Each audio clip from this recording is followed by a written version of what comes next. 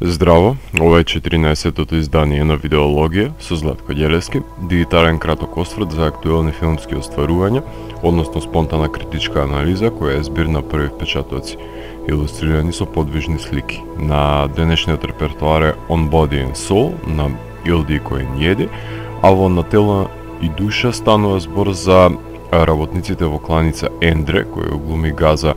Морчање, и Марија, која глуми Александра Борбели, откако ќе заклучат дека го сонуваат истиот сон како Елен и Срна, ќе се обидат љубовната врска зачната на сон да ја реализираат и најаве, иако тоа не е толку едноставен процес. Ова е филм за двајца осаменици кои излегуваат од под своите самотни оклопи поради тоа што имаат воспоставено некаква спиритуална врска во сонетиот универзум, која треба само уште телесно да ја овековечат. Ендре, кој наведум изгледа како да залутал од филмски сет на Каурисмаки,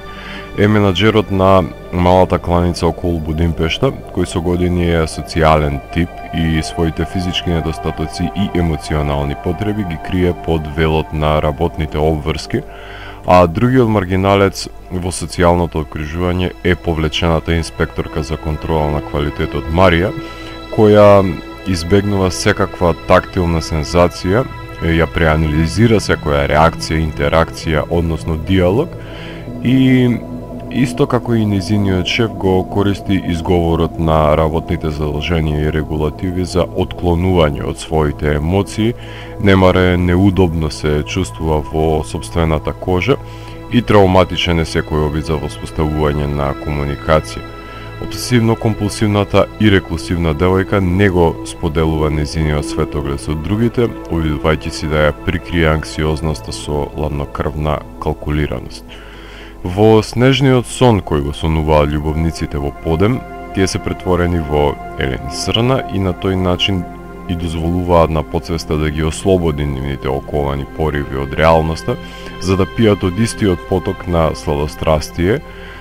што е еден луксус на интимата кој не би си го допуштиле во реалноста, благодарение на телата кои им се исполнети со несигурности.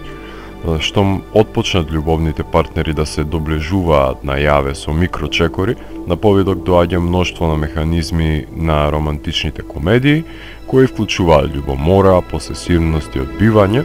но кога ќе се имплементираат во овој уникатен европски сетинг, добиваат симпатични комични димензии кои од локацијата во која се убиваат животните при оваа експлицитна рутина се создава една театарска сцена со дополнителни ирационални и апсурдни интриги. Споредните ликови се колоритни и занимливи и циркулираат околу еден инцидент поврзан со добитокот, кој вклучува инволвирање на љубопитен психолог по туѓата интима, љубомора кон потенцијален конкурент за љубовта на повлечената контролорка, кој нема емпатија кон убиените животни, како и хигиеничарката која е скриениот адот на филмот, која со секое незино појавување подучува на техниките на заведувањето. Евокативен е начинот на кој љубовниците очигледно дека го оставиле животот на пауза, не изложувајќи се на телесните сензации иницирани од туѓиот допир, па мора од почеток да го совладуваат живеењето, проучувајќи ја секоја постапка за да ја разбрануваат собствената душа и овозможил меѓусебна среќа.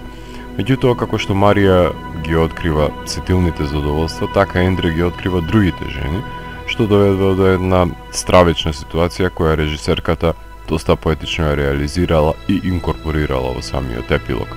Адам Балаш компонира сензуална музика која поголем удел има во сонетиот свет пред истиот да стане реалност, поради кој партнерката ќе мора да направи селекција на музика која ќе го разбуди незиниот љубовен нарав,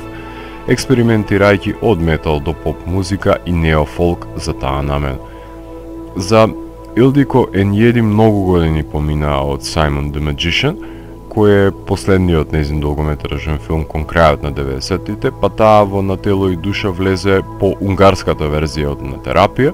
што ја врати во форма и подготви за филмскиот предизвик. Сензуалноста на филмското платно, кај оваа режисерка е загарантирано уште од My 20th Century. Мате Хербај е кинематограф кој почна со работка со режисерката додека ја работеа на терапија, кронисувајќи ја соработката со филмот, кај што ги уловуваше најситните гестикулации во крупен план, во стерилната реалност на кланицата, за да ги прикаже човечките животи ни во асфалтната џунгла, иако мене лично најпривлечни за моето око ми беа тушот кадрите на главните ликови во филмот. Унгарскиот представник за Оскарот за неанглиско говорно подрачје е добитник на Гран При наградата Златната мечка на минатогодишното Берлинале и баш поради тоа одлучив да говорам за него во ова издание на Видеологија како загревање за овогодинешното издание на Берлинале. Добитник е исто така и на наградата за најдобра женска улога на европските филмски награди, а филмот влезе во декемврискиот потесен круг на учесници за номинации за Оскарот. На тело и душа е сензуална љубовна драма која се издвојува од останатите драми со комични елементи поради уникатната идеја за проткајување на реалноста и сонот, убедителните актерски изведби на љубовџиите отпадници, елегантното пасторално кадрирање и детализирање. Европскиот филм мудро ја избегнува помпезноста на американските романтични комедии и мелодрами, но на моменти и самиот филм запаѓа во истите замки на предвидливост, но оваа предолга артхаус драма има некоја магична нишка на исчекување,